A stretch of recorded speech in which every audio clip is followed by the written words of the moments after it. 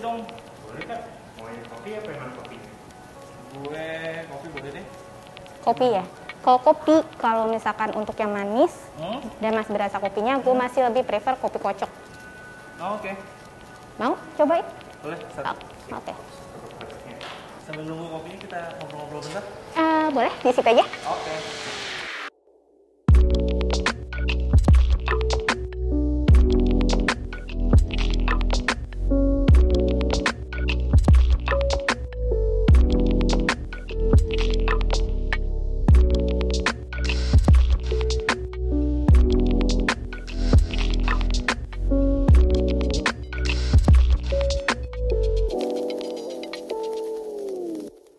Kita kan ada di kopi company. Lu sudah fokus di sini bersama suami lu. Ceritain dong tentang kopi company itu sebetulnya apa sih? Coffee Companion, oke. Kalau misalkan orang nanya Coffee Companion backgroundnya gimana, gue akan selalu prefer sedikit flashback dari kita pertama, coffee shop pertama kita itu sebenarnya Back and Brew. Oke, orang udah pada tahu Back and Brew, tapi terus kenapa sih ada si Coffee Companion ini? Kenapa lu bikin coffee shop dengan manajemen yang sama, owner yang sama, tapi kok namanya berbeda? Ya, kalau kita, kenapa kita bedain? Lebih ke Coffee Companion ini lebih eksklusif untuk menunya. Jadi kalau di Back and Brew lu bisa dapat pasta, macam-macam makanan western, minuman-minuman yang lebih banyak kayak rasa, sementara Variatif ya? ya yang kayak gitu. Sementara kalau untuk di Coffee Companion kita cari ya pasarnya yang benar-benar kopi, coklat, sama teh. Gue tahu juga bahwa kopi-kopi ini juga menawarkan beberapa kopi-kopi yang berasal dari beberapa daerah-daerah ya. Nah, itu tuh sebetulnya apakah itu bagian dari jenis atau itu hanya ya yang penting ada aja, ada gue bikin banyak kopi banyak terus. Oke. Kalau misalkan untuk urusan kopi banyak dan kopi yang tersedia di sini, menu brew yang beans menu brew yang ada di sini, sebenarnya dibanding idealisme ya, itu sih lebih ke kebetulan kita lagi punyanya apa, oke.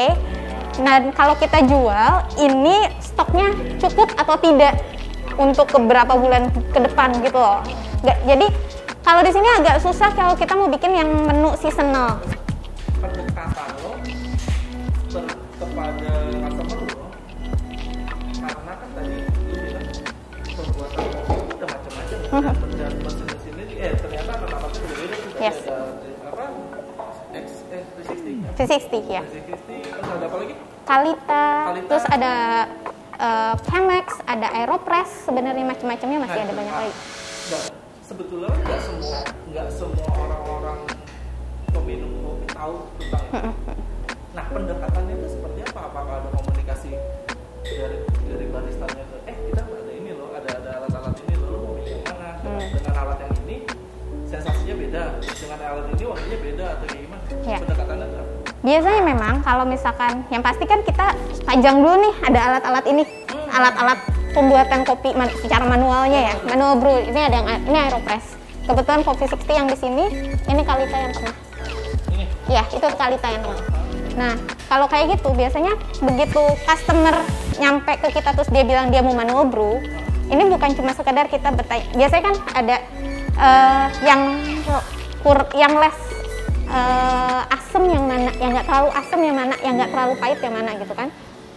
Nah, biasanya setelah itu kita akan mau metodenya apa? Biasanya sih tapi kita cuma nawarin V60 sama Kalita, nggak banyak-banyak. Ya. Nah, itu berarti selain lu menawarkan kopi dengan rasanya, apakah gue bisa bilang itu bagian dari entertainment juga? Pembuatan kopinya ini loh, caranya kayak gini. Ini bagian entertainment atau? Kalau menurut gue sih, kalau untuk urusan entertainment enggak ya. Gue nggak tahu seberapa banyak orang yang menganggap bikin kopi itu cukup menyenangkan. Maksud gue gini, kalau lu passionate urusan kopi, yes it is, gitu. Lu nonton kopi diseduh, itu emang menyenangkan buat lu, itu entertainment. Tapi ada sebagian orang kayak, gue cuma mau kopi gue ada di meja gue. Tadi sempat menyinggung juga menawarkan beberapa kopi bean dari beberapa daerah. Yes. Kita sekarang ada di Bogor. Itu ada kopi. Ada. Ada. Kita di Gunung Arca. Kebun kopinya Gunung Arca, Desa Sukawangi. Ya, kebetulan kemarin kita ke sana kebunnya. Ya. Jadi gini, Coffee Companion tuh yang tadinya kita cuma nyediain beans buat Back and Brew sama Coffee Companion sendiri, kita kayak udah mulai,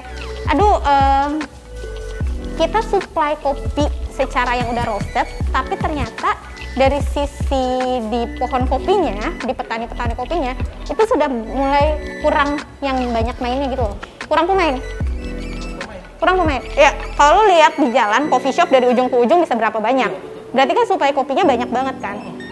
Tapi untuk demand-nya yang kayak gitunya, nah itu kan kita harus lihat nih dari sisi petani. Ternyata untuk nyampe ke coffee shop sampai tuh kopi bisa dinikmatin itu nggak segampang itu. Ada prosesnya, makanya lah kemarin suami gue kayak mulai, kayaknya aku udah harus mulai expand ke bagian kebun deh. Jadi bukan untuk bukan berkebun kopi yang gimana-gimana, ini lebih ke processingnya sih. Gitu. Berarti tadi kan juga dulu sempat mention juga, selama ini kita tahu ada kopi Gayo, kopi apa, kopi dari Flores lah, dari mana. Dari segi kualitas, kopi bean dari Bogor itu bisa bersaing? Bisa banget loh sebenarnya, bisa banget. Gue nggak bisa bilang kopi mana yang lebih enak, karena gue rasa semua negara juga banyak yang tahu kok kopi Indonesia tuh rata-rata semuanya enak. Gak ada yang nggak enak. Baik lagi ke selera atau gimana? Selera iya, tapi ya itu tadi gue bilang, kopi itu juga tergantung post prosesnya. Jadi begitu udah diambil cherry-nya, nah post processing itu sangat menentukan rasa kopinya juga. Itu kenapa kita perlu kenalan sama petaninya, jadi kita tahu kopinya tuh sebelum nyampe ke kita diapain sih, prosesnya seperti apa sih, kayak gitu. Nah, jadi Bogor itu yang kurang tuh karena kurang exposure aja sih buat gue. Iya, kurang exposure. Bogor loh itu kopinya. Nah, lu juga yang bukan penikmat kopi, at least kalau kopi lu konsisten enak dan lu tahu ini Bogor loh. Begitu lu keluar sana terus lu minum kopi susu yang sama enak juga tuh, kayak kemarin gua di Bogor minum nih kopi yang dari Bogor juga. Ini apa? Ini lu apa? Ini pakai. Pertanyaan itu tetap pasti ada gitu. Ini kopi dari mana? Pasti ada. Ya, semua orang akan bertanya kopi dari mana yang gue minum. Apalagi kok kopi itu enak ya. Oh, cuma ada dua, ekstrim. Enak atau tidak enak sama sekali. Akan ditanya. Iya. Nggak ada. Pokoknya yang gue tahu dan itu yang gue pegang sama laki gue adalah semua kopi itu enak. Yang diingat itu pasti yang paling ekstrim. Enak banget atau nggak enak.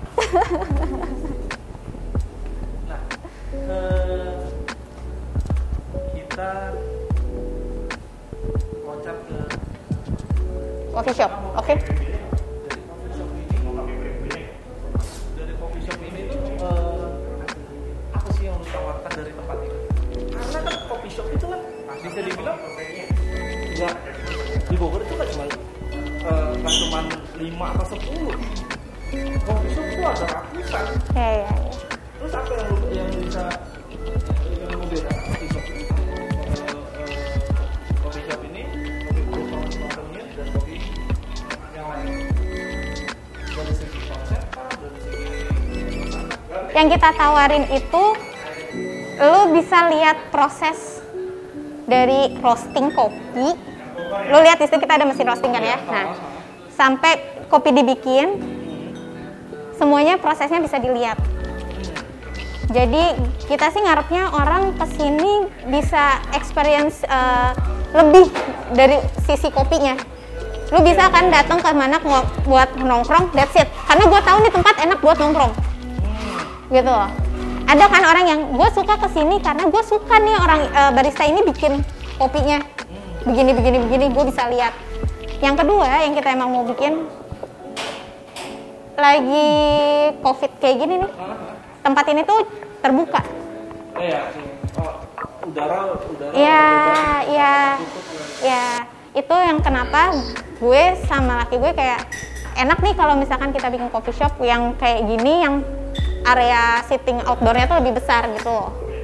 Selain karena yang smokers lebih banyak, tapi karena emang orang banyak yang concern sekarang untuk gak terlalu berdiam lama di indoor area gitu. Nah, di sini tuh lebih ke kalau misalkan di Taruna pelanggan lo ya.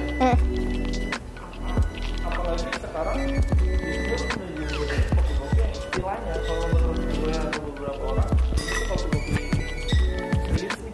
Kalau serius nih ada, nah sedangkan tren kopi di anak muda zaman sekarang adalah kopi susu, kopi to go. Nah, selama ini berjalan lebih banyak mana sih orang yang beneran kopi serius, ada yang kopi susu yang ya santai aja satu kerja gitu. 50-50. Oh ya? Yes. Datanya 50-50. Masalahnya kita juga tidak, kita punya si es kopi susu ini kan. Tadinya kita sempat punya botolan. Ya. Tapi kita limit. Botolan tuh kayak gini tapi es kopi susu. Oh gitu. Iya, ini kan kopi hitam manual brew biasa.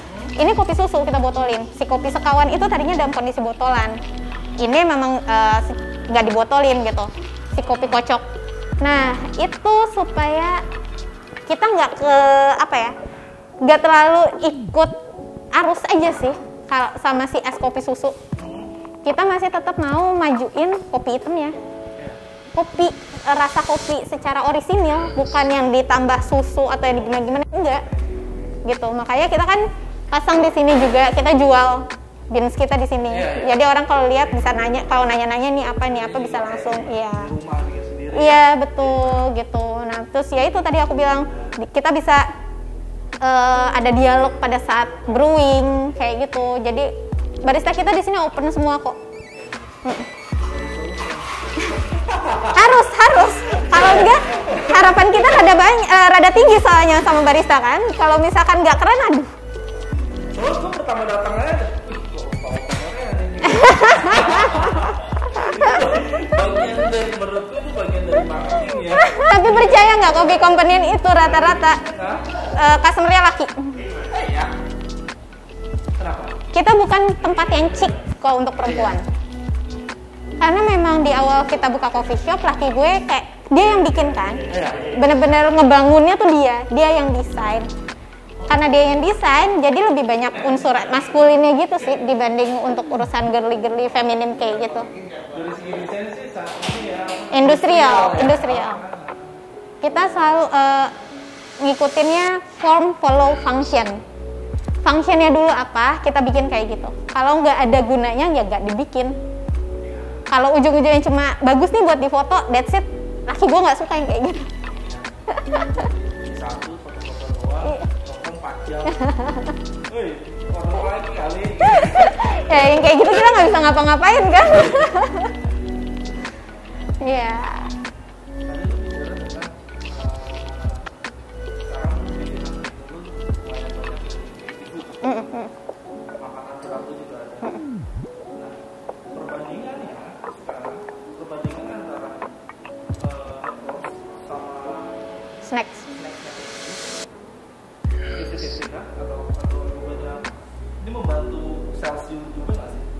Ini membantu sales karena ya tadi datang ke sini dalam kondisi belum makan tapi pengen ngopi. Tadi gue bilang gitu kan. Akhirnya mereka pesen nasi dulu biasanya. Begitu beres nasi, udah rada oke perutnya, mereka minum kopi, itu masih kerja kan? Kayak masih pengen ngemil. Masih panjang nih. Iya, nah si snacks ini sangat membantu. Ya, membantu sales lah. Apalagi kalau misalkan tahu-tahu ya pas lagi diambil sama barista kita kan gelasnya yang udah kosong biasanya kayak ada mau order lagi kak, kayak gitu, ada tambahan lagi kak, bisa dong sambil upsell sedikit-dikit lah. Di sini ada ini kan apa roastery gitu. Ya, kita punya ruang roastery sendiri ya, kita roasting sendiri, jadi pasti ada ke situ. Kebetulan laki gue menjabat sebagai head roaster, quality control, head bar juga. Pokoknya dia semua. Yang berurusan sama kopi itu di Abi gitu. Oke, kalau gitu. Gue boleh lihat-lihat ke roastery. Boleh banget lah. Roasterynya di situ, pintunya dari samping. Abi udah di sana ya? Abi udah di sana. Oke, sampai ketemu lagi. Oke, thank you.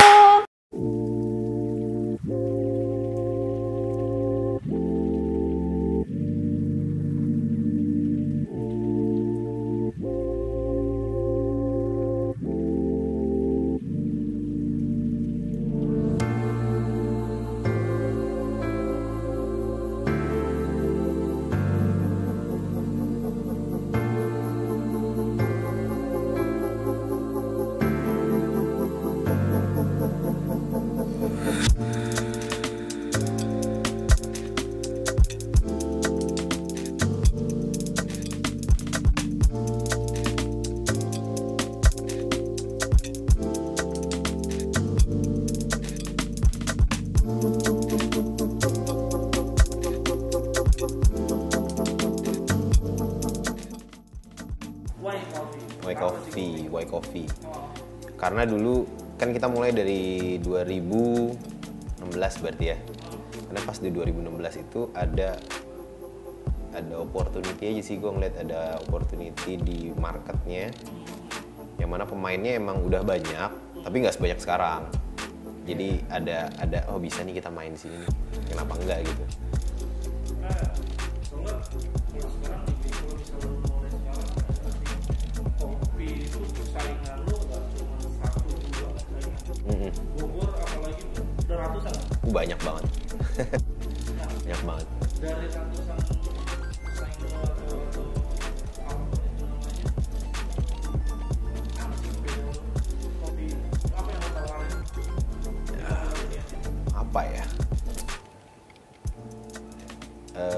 Yang ditawarin sebenarnya kalau secara konsep sih mungkin sama-sama aja ya.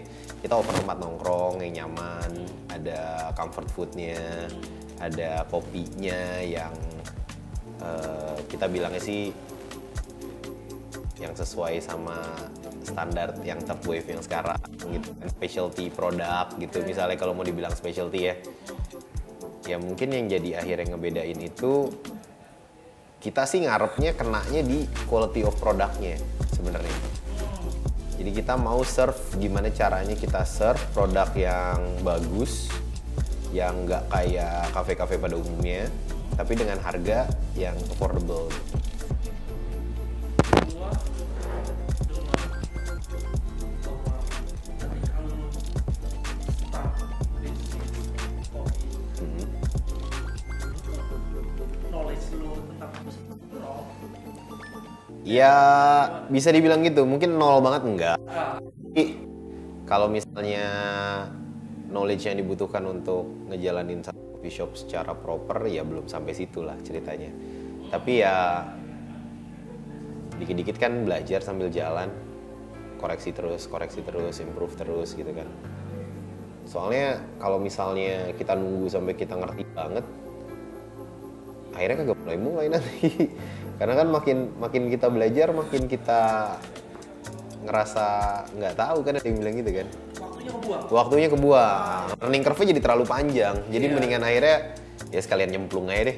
Kita lihat ntar jalannya gimana. lu berarti bisnis ini berjalan sambil lu mencari tahu tentang apa yang lu sedang jalanin ini. Kurang lebih kayak gitu kalau mau dibilang gitu. Lu sempat sekolah?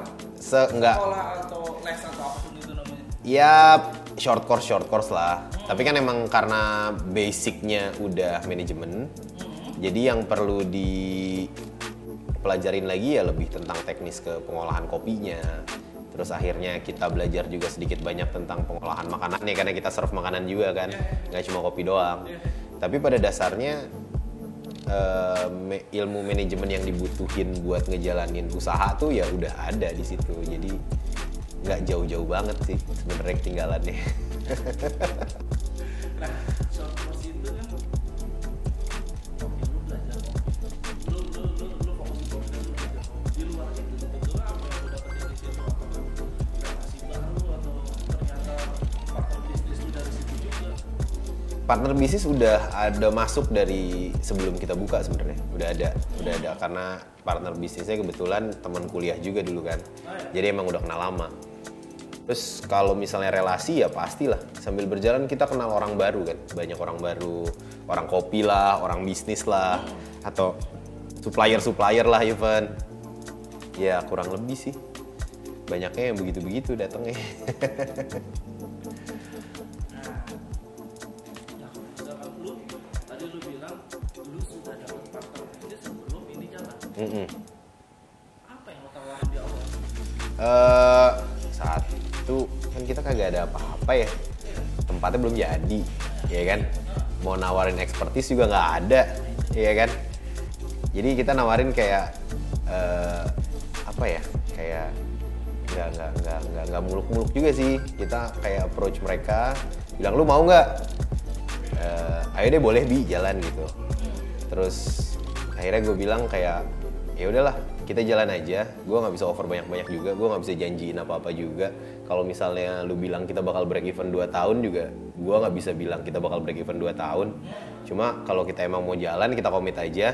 Kalau emang kita untung bareng, kalau kita rugi bareng, masuk mereka. Udah gitu doang, simple. Tapi lu tahu sebelumnya, gue mau bisnis kopi nih. Pas lu coba untuk ini ya, cari investor itu ya? Udah ke mereka, kita mau bikin kafe gitu kan.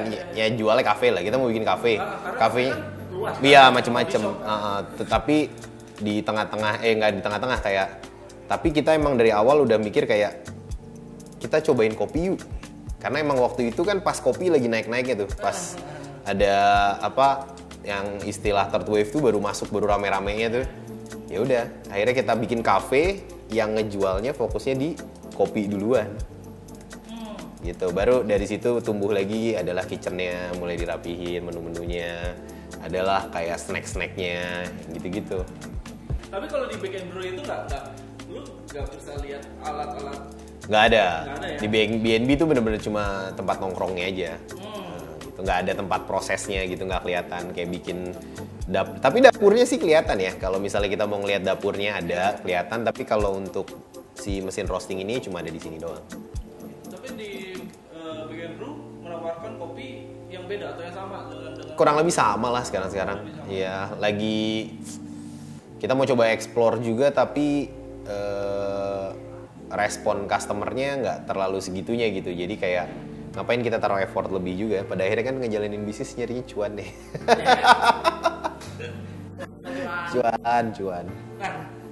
Nah, untuk gue yang notabene gue belum atau baru mulai mau bisnis. Ini bisnis kopi. Untuk mulai bisnis gue butuh modal yang besar sih. Atau gue harus mempunyai presentasi yang bagus untuk mengundang investor, atau emang dari awal gue punya modal? Sebenarnya pas mau mulai itu, kalau kita punya beberapa kerabat yang emang udah percaya sama kita, itu bisa lebih gampang buat dapetin investor. Tapi let's say kalau misalnya kita bootstrapping istilahnya, bener-bener nggak ada modal, nggak ada apa-apa, kita cuma punya knowledge tentang kopi sama ngejalanin kafe gitu ya, itu bakal butuh kapital yang signifikan, gede. Tapi berarti kalau misalkan gue tanya nih, gue mau bikin bisnis, gue mau punya modal. Mereka yakin nggak konsep lo ini bisa jalan gitu. Nah, akhirnya kan ntar ada nego lagi, cari orang baru lagi, ketemu sini, ketemu sana. Sekarang banyak kok orang yang modalnya jual konsep. Dan ada beberapa yang jalan, ada beberapa yang tenggelam. Ya gimana hokinya juga, hoki main juga sih. Bisnis plan tuh penting. Oh, bisnis plan. Jujur nih ya, gue di awal nggak bikin bisnis plan sama sekali. Sampai bisa jadi, alhamdulillah outletnya berkembang gitu kan, usahanya berkembang. Bisnis plan perlu buat nentuin kita mau lari kemana gitu. Tapi kalau mesti kita bikin bisnis plan banget gitu, gue sih nggak pernah bikin bisnis plan. Iya, sampai sekarang. Tapi kontrak lu antara lu dan partner bisnis lu ada? Kontrak kayak MOU doang sih, understanding kalau misalnya ini pembagian sesuai dengan jumlah persentasi dari total kapital yang ditaruh, yang nggak terlalu ribet banget sampai kayak ada one prestasi, ada force major, enggak sih sebenarnya. Cuman yang mereka pengen jelas itu kan biasanya kalau gue naruh duit sekian di perusahaan lu, gue dapet apa? Kan selalu gitu kan pertanyaannya. Yang pertanyaan orang selalu tanya gitu. Misal ya kalau misalnya mau kayak gitu ya paling yang ada di MOU-nya cuma bagi-bagian itu doang. Modal yang dibutuhkan sekian, dengan lu naruh duit sekian, lu dapat sekian persen. Kurang lebih kayak gitu perjanjiannya. Lu memiliki sekian persen bagian dari perusahaan ini, dan kalau misalnya nanti buka ini terus nilainya sama, misalnya modal awal yang ditaruh 1 miliar, terus pada 5 tahun kemudian modalnya udah dievaluasi dan jadi 3 miliar, misalnya di 1 miliar tadi dia punya 30%, misalnya di 3 miliar itu ya dia juga punya 30%. Pokoknya intinya share di perusahaan ini mereka punya seberapa dengan jumlah total duit yang ditaruh itu. Inti MOU-nya sih cuma itu doang, yang garis besarnya gitu. Ini lu sebagai pemilik, artinya lu juga harus tahu lu dapetin produk lu dari mana, pemimpin lu dari mana. Yes, ya. Hubungan lu harus baik dengan mereka. Iya, dengan supplier. Untuk mendapatkan hasil yang paling baik. Nah, Oke. tadi juga gue sempat ngobrol-ngobrol sama Muti yang mention bahwa lu punya hubungan baik dengan petani yang kita dari Kota Bogor. Lu punya hubungan baik dengan lokal. Gimana lu Hubungan baik sebagai ya. pebisnis membangun relasi dengan mereka, lu bikin mereka percaya kan? Ayo dong, lu tanam kopi yang baik nanti gue ambil. Yang paling pertama sih ya, pertama kan kita kalau misalnya masuk ke supplier nggak bisa langsung kayak Pak, produk bapak jelek nih, rapihin dong, kan nggak sopan kan? Iya, Kalau iya. misalnya kita langsung kayak gitu nggak sopan Iya, kan? iya. Pak, saya mau ini dong, mintanya banyak banget, belinya cuma dikit, itu juga nggak bagus kan? Nah, yang paling pertama adalah ya kita beli dulu dari dia sedikit-sedikit. Kita coba membuat ini apa? Membuat hubungan baik. Membuat hubungan baik sama si suppliernya itu sedikit-sedikit, udah mulai kelihatan nih relationship-nya. Yang kedua itu jangan telat bayar. Ya dengan kita nggak telat bayar kita gain trust kan? Iya nggak? Mereka jadi percaya sama kita. Sedikit banyak setelah udah berjalan berapa lama kita kasih input sedikit, Pak bisa nggak kalau misalnya kayak gini? Baru deh tuh kelihatan udah jalan, dia juga udah gain trust ke kita, baru deh kita kasih sedikit apa tuntutan lah bahasanya ke mereka. Pak saya mau produknya lebih bagus dong, mau begini dong, mau begitu dong. Gitu. Tapi yang paling penting itu jangan telat bayar dulu. Selama ini ada kesulitan di sini. Pasti karena apa yang diinginkan sama pasar sama apa yang mereka tawarkan kadang-kadang kan nggak sinkron, ya kan? Makanya ada kita di tengah-tengah tuh, gimana caranya kita mengkonvert produk yang dari petani gimana kita olah sedemikian rupa sampai akhirnya nanti bisa diterima sama pasar, kan cita-citanya begitu. Kayak misalnya kopi murah jadi mewah gitu. Kalau misalnya mau dibilang begitu ya, tapi hampir impossible sih kalau yang masuk jelek keluarnya nggak bakal bisa bagus gimana pun effortnya gitu. Jadi paling enggak kita usahain sebagus mungkin aja supaya produknya si petani ini bisa diterima sama pasar. Oke. Nah, lu sebagai pengusaha muda. Usaha muda. Ya muda. Gimana kita seumuran lah ya. Orang-orang seumuran kita di umur segini masih ada yang baru berencana aku mau bikin bisnis satu. Lu udah jalan 3 toko ya. Back and Brew ada 2. Iya. Ada company ada 1. Gimana cara lu memanage biar 3 ini jalan? Apakah lu membagi ini ada orang-orang yang gue percaya untuk jalanin ini atau emang lu jalan ya udah gue jalanin semua sendiri? Oke, jalan sendiri sih yang jelas nggak mungkin ya. Kita nggak bisa ada di 3 tempat dalam satu waktu kan. Apalagi boro-boro 3, 2 aja udah pusing kan sebenarnya. Ya, jadi bikin tim lah yang bagus. Kayak bikin rumah, fondasinya bagus. Lo mau naikin 2 tingkat, 3 tingkat, 4 tingkat kan bisa aja gitu. Nah sama, timnya itu fondasinya. Kalau tim kita bagus, mau dihajar beban segimana, ya insya Allah bakal kuat-kuat aja gitu nahan bebannya. Nah, kebayang kalau misalnya kita sendiri ditimpa terus beban, kasih lagi, yang ada nggak pulang-pulang kan? Gimana ceritanya nyari duit buat istri sama anak kagak ngerasain bentar. Nyari duitnya bisa, punya waktunya enggak ya? Itu dia, susah di situ kan. Sebagai pengusaha dan lu harus membangun tim artinya. Nah, kriteria apa sih yang maksudnya kriterianya seperti apa sih untuk membangun tim yang baik untuk menjalani bisnisnya? Apakah kriteria ini teman gua percaya sama dia atau emang secara profesional gua hire orang-orang yang emang perlu di bidang bisnis ini dan gua bisa jalan sama dia? Oke.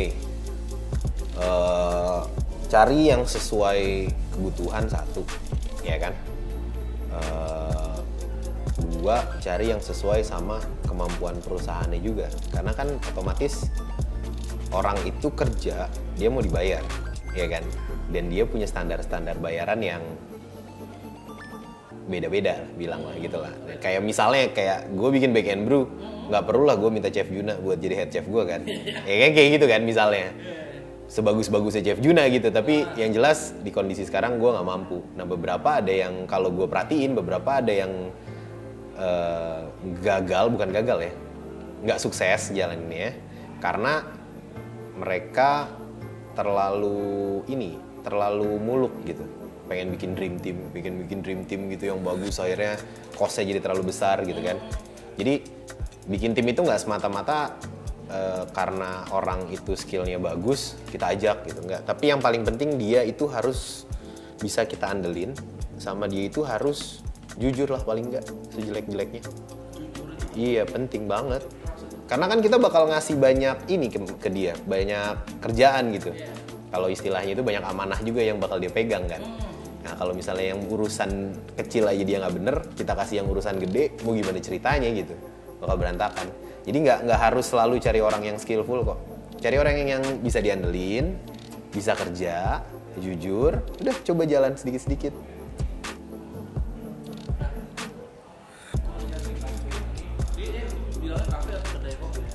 Kafe boleh, kedai kopi boleh. Bisa dibilang lu berapa 3 tahun ya? 4 tahunan? Udah mau 5 tahun Januari ini ya. Hampir 5 tahun. Iya, Januari 5 tahun. Dan di perjalanan hampir 5 tahun untuk berinvestasi dengan awal-awal besar seperti nggak semua kopi penting ini nggak murah loh. Nggak mudah. Investasi seperti ini dan alat-alat yang Ya sesuaikan sama kebutuhan aja. Lihat sama kita mau bawa perusahaan kita kemana nih, gitu kan. Kalau misalnya kita ngerasa puas dengan, atau bukan ngerasa, jangan bilang ngerasa puas deh. Kalau kita merasa yang sekarang aja cukup gitu, kenapa harus invest banyak-banyak? Jalanin aja. Gitu. Cuman kan kadang-kadang ada beberapa yang kayak, oke, gue mau lagi, gue mau improve lagi. Apalagi nih gitu kan, apalagi nih. Nah gue itu termasuk orang yang selalu mau nambah lagi gitu. Apalagi sih, bukan gak puas ya, tapi kayak mau tahu limit gue segimana sih gitu. Limit gue segimana sih mentoknya gitu kan. Jadi kayak ya kalau misalnya kita bisa improve terus, kenapa kita mesti berhenti di kondisi yang sekarang gitu. Apalagi masih muda, alhamdulillah tenaga masih ada, waktu ya bisa lah diakalin gitu kan.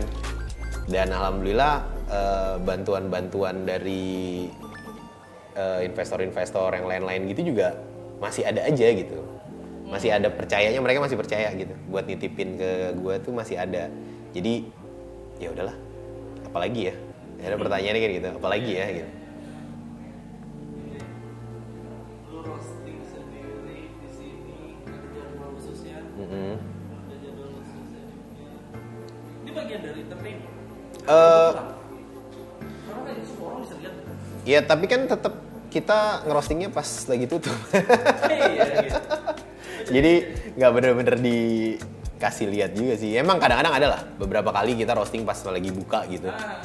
Cuman jarang banget. Kita emang nyari hari yang kosong justru, karena bisa lebih fokus aja, lebih enak. Tapi kalau misalnya niat entertainment, bukan entertainment juga sih. Adalah jualannya, jualan. Ya kan ini mesin juga duduk diem di sini aja udah jualan dia. Iya. Dia poin banget.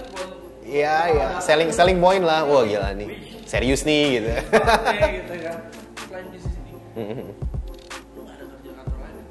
Kerja nggak ada, bener-bener hidup dari sini doang. Ini tuh bisnis ini mau hidup. Iya, alhamdulillah cukup. Lu sih yakin itu dari awal atau langsung pas berjalan oke gue yakin jalan di sini. Ini hidup gue. We roll the dice and see what happen gitu ya, nggak kayak gitu-gitu banget juga. Tapi lebih kayak okay, let's take risk, tapi it must be calculated, bahasanya gitu. Ya nggak, jadi nggak kayak kita punya 200.000 nih, yaudah kita taruh deh 200-200-nya buat bisnis gitu kan itu namanya gegabah ya. Nah kalau ini lebih kayak oke, kita tahu nih bikin kafe, jadi dari awal tuh emang semuanya udah dihitung. Kita ya namanya orang, kita bisa planning kan, kita bisa rencanain tahun pertama milestone kita gimana, tahun kedua gimana, tahun ketiga gimana, tahun 4 proyeksi 5 tahun kan dari awal sebelum kita buka. Jadi dari situ kayak hidup kok, jalan deh. Jadi emang kalau ditanya ada kerjaan lain nggak selain ini, sampai sekarang belum ada. Masih baru ini doang yang di jalan ini ya. Alhamdulillah cukup. Jadi kalau misalnya lu bisa ngasih seputar gue yakin aja dengan apa yang lu kerjain. Ya rezeki ada yang ngatur. Nah, Mau kita silang-silang kerjaan sampai 5 kerjaan 10 kerjaan, kalau semuanya nggak ada yang bener ya nggak ada yang bener kan. Kalau misalnya kita fokus di satu kerjaan dan kita kerjain bener-bener, ya masa nggak jadi apa-apa sih gitu. nah dari 5 tahun ini lu fokus di sini, yang lu kerjain setiap hari sama. Dan bisnis itu adalah sesuatu yang menguntungkan tapi membosankan. Yes. Gimana cara lu melawan itu? Ini hal yang membosankan lu tiap hari. Oke, kedai ini di atas lu rumah lu. Iya. Hidup lu tidur di atas, pagi-pagi bangun lu kerja lagi di sini. Selama hampir 5 tahun ini mau menghadapi kebosanan itu gimana? Ya nggak 5 tahun kondisinya kayak gitu juga. Nah, Kan di tahun-tahun pertama kan kita masih develop bisnis yang awal, ya kan. Terus begitu ada kesempatan lah yang kedua buat nambah, ya kan. Kita lanjut ke milestone yang berikutnya. Jadi selalu taruh target-target kecil gitu supaya nggak ngebosenin. Jadi yang kelihatannya rutin itu jadi tidak membosankan kalau misalnya kita set goalsnya. Jadi nggak cuman bosen dapetnya nih, tapi ada satisfaction juga. Oh nyampe nih goals yang ini. Yang berikut, oh nyampe lagi nih goals yang ini. Oh nyampe lagi nih. Makanya kan tadi gue bilang kayak apalagi nih. Nah itu salah satu cara supaya nggak bosen juga sih, bisa dibilang gitu kali ya. Jadi dari situ kan timnya tambah, berkembang lagi. Timnya berkembang lagi. Ketemu orang baru, ketemu supplier baru, ketemu individu-individu yang antik-antik gitu kan, banyak macam-macam tuh. Nah itu yang bikin kerjaan ini jadi nggak bosen. Tapi kalau misalnya kita lihat rutinnya, adminnya begitu ya bosen. Tapi gimana cara biar nggak bosen? Ya kagak usah kita yang kerjain. kita balik runut ke belakang lagi ya. Iya. Ke belakang lagi. Yang pertama lu buat adalah Back and Brew. Back and Brew di Pandu Raya di Bogor ya. Iya. Yang kedua di Sempur. Di Sempur. Back and Brew juga. Nah, itu Back and Brew 2. Tapi tadinya si Back and Brew ketika lu pindah ke Sempur, ketika lu nambah di Sempur, ini dulu tadinya yang Pandu Raya itu company-nya. Jadi gini, awal kita buka tuh di Pandu Raya. Iya. Itu Back and Brew kan. Terus di tahun kedua kita jalan, ada kesempatan buat expand ke Kolonial Sempur. Ya kan? Nah, setelah dirundingin, diobrolin sama yang lain, terus akhirnya mutusin kayak jangan dulu kita buka dua, jangan kafe dengan konsep yang sama. Kita bedain deh. Gitu kan? Akhirnya dari ide yang situ muncullah Coffee Companion di Pandu Raya. Awalnya Pandu Raya itu yang tadi Back and Brew ganti nama jadi Coffee Companion, Back and Brew pindah ke Sempur. Gitu kan awalnya. Nah, setelah jalan 4 tahun ternyata si Arzimar ini boleh dikaryain sama si mama, orang tua itu. Tempat ini punya keluarga. Ya udah akhirnya dari situ jalan. Ya udah deh, Coffee Companion kita pindahin ke Arzimar. Si Back and Brew kita buka lagi di Pandu Raya. Kita jadi 2. Gitu ceritanya. Nah, Pandu Raya sempat ganti nama. Terus kembali namanya balik lagi.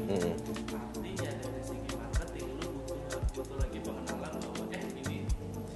Yes. Jadi kalau di sini lu buka baru lagi di Jalan Arzimar ini, artinya lu juga nggak buka market baru ya? Kurang lebih kayak gitu. Lu buka market baru. Nah, gimana pendekatan lu dengan market baru ini? Apakah ini adalah market lu yang lama atau lu bikin promo baru untuk kita buka tempat baru? Tempat ini bisa dibilang nggak gampang ditemuin loh. Maksudnya beberapa 2 kafe lu pinggir jalan, semua bisa lihat itu ada kafe itu bisa aja. Iya. Nah ini kan beneran Ngumpet ya? masuk gang dulu, masuk dulu gitu. Terus gimana? Segi marketing sebenarnya jujur aja sih kita belum bener-bener marketingin yang bagaimana banget buat si outlet yang baru nih, yang 2 nih, si Back and Brew yang balik Panduraya, terus Artimar yang buka baru. Karena kan ini baru buka itu Februari kemarin, Februari 2020 baru resmi buka. Nah abis itu kan Maretnya nggak lama langsung si Covid dateng kan. Nah terus si BNB itu juga baru buka lagi bulan April kalau nggak salah, April atau Mei awal gitu kalau nggak salah. Panduraya, iya. Ya, itu pun buka dengan kondisi lockdown kan. Nah jadi sebenarnya kita belum ngelakuin marketing apa-apa. Jadi ya coba deh, buka aja dulu semua, jalan aja dulu deh. Ntar kita lihat kayak gimana. Gitu. Jadi emang belum optimal sih, tapi ya paling nggak kita jalan dulu lah. Jadi gua juga jadi bisnis. Untuk gue, apa yang harus gue mulai ketika gue mau mulai bisnis sampai saya besar? Alhamdulillah ya. Kalau dibilang besar, alhamdulillah banget. Mulai aja dulu, kayak kata Tokopedia ya. Mulai aja dulu, beneran. Tapi itu bener banget. Kayak gue juga kan awalnya kalau dibilang yakin banget juga enggak, tapi kita udah hitung semampu kita bisa ngitung, kita udah plan semampu kita bisa plan. Pada akhirnya yang mesti dikerjain ya mulai aja dulu. Lu punya apa ya pakai aja dulu, lu punya apa. Kebetulan waktu itu ada yang support gua gitu, banyak. Gua sampai sekarang dapat banyak banget bantuan, ya kan, financially, morally. Semuanya support dari teman-teman, dari keluarga, dari kerabat, semuanya banyak banget gitu. Dan itu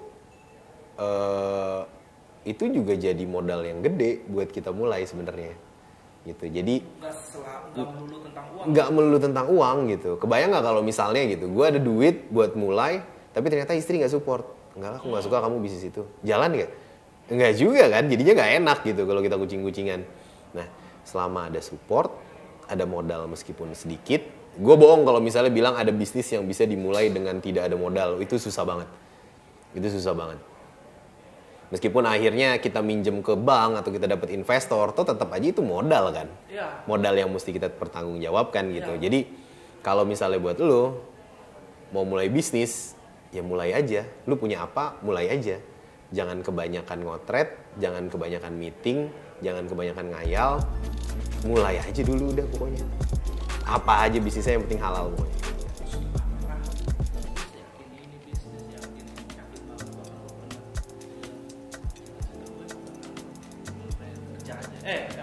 Usaha aja. Iya. Itu lu sudah dilihatin tentang usaha dari kecil atau gimana? Lu melihat keluarga lu atau orang tua lu berbisnis? Mamah sih emang dari dulu udah bisnis. Ya keluarganya mamah tuh keluarga pebisnis lah bilang. Tapi kalau bener-bener diajarin supaya bisnis, enggak juga sih ya. Karena emang pada dasarnya gue tuh males. Pada dasarnya gue males dan gue nggak suka dikasih tahu orang gitu. Dasarnya gitu kan. Dan kebetulan gue kerja di manajemen. Gue kuliah ambil manajemen. Dan dari situ emang udah diliatin kan sama si kuliah itu tuh kalau nyari duit itu nggak harus selalu kerja, banyak caranya lah. Iya, ya meskipun di sini pada umumnya masih selalu diarahin buat kerja ya. Ya tapi kan nggak harus selalu gitu kok. Dari mana willnya ya dari guanya aja sih. Karena emang nggak pernah ditekenin juga mungkin dulu sama orang tua ya. Ntar kamu lulus harus kerja di sini ya, nggak pernah ada omongan gitu juga. Dulu waktu kuliah juga kamu mau ngambil kerjaan apa, mau kuliah di mana? Nggak kayak disetel kayak, pokoknya kamu harus masuk UI ambil ini, kamu harus ITB ambil ini. Enggak. Si almarhum papa tuh dulu alhamdulillahnya bener-bener kayak, kamu mau apa? Mau gimana? Ayo papa support. Kayak tadi gue bilang, support yang gue dapet alhamdulillah banyak banget.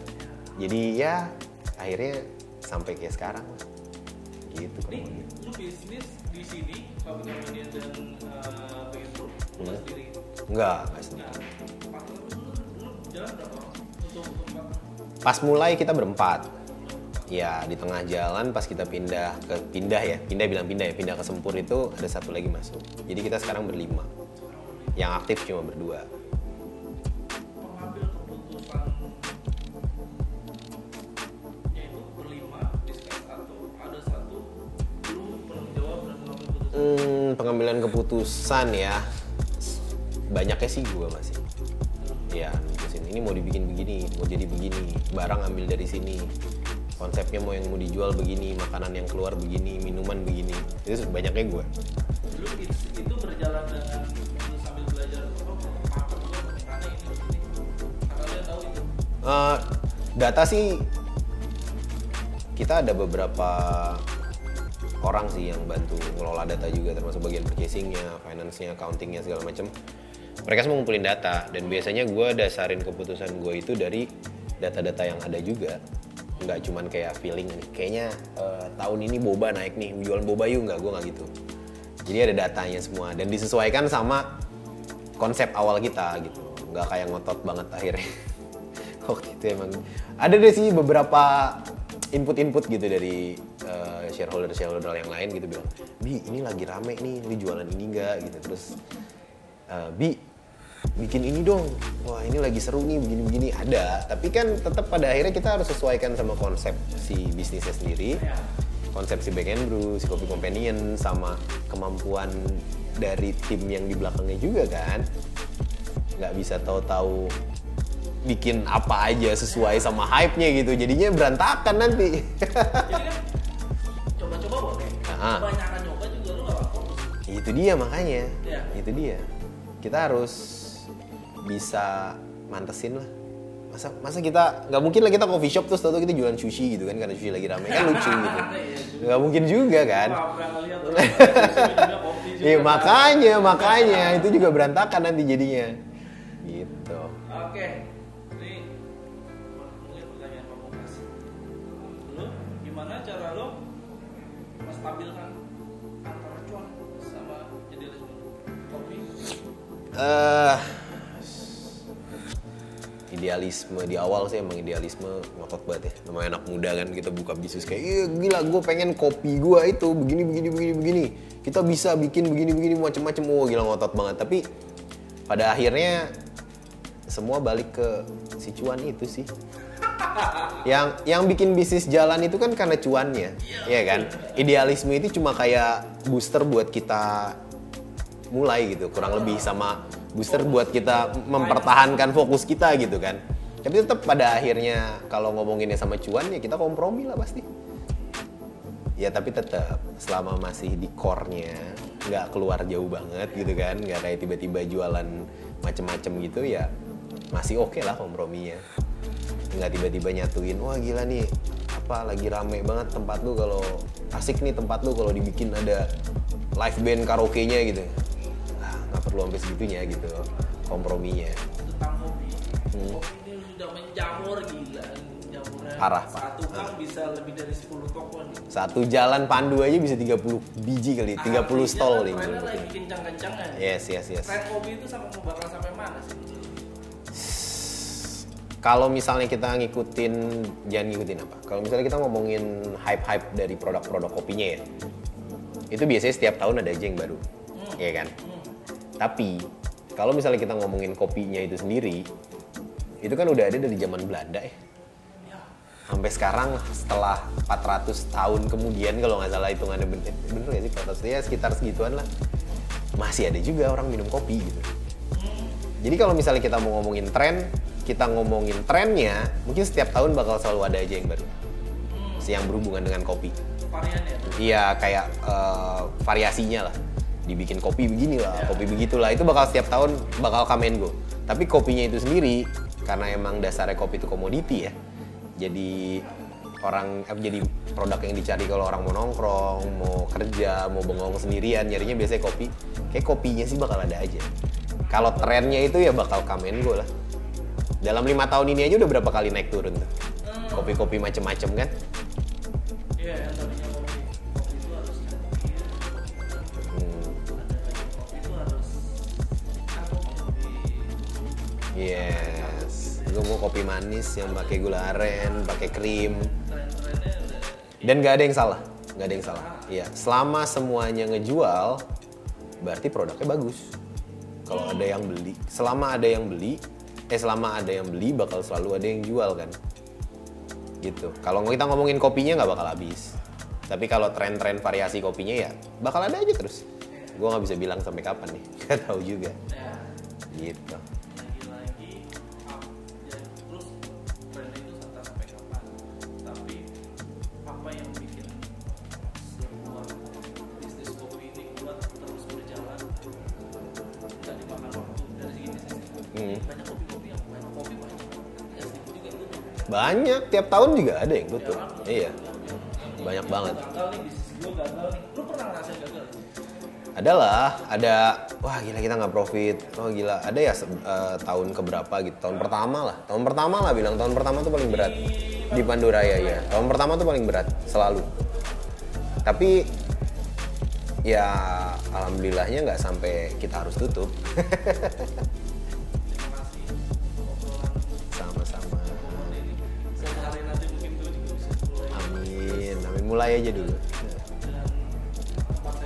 Alhamdulillah. Terima kasih banyak ya. Terima kasih. Sampai ketemu lagi. Sampai ketemu.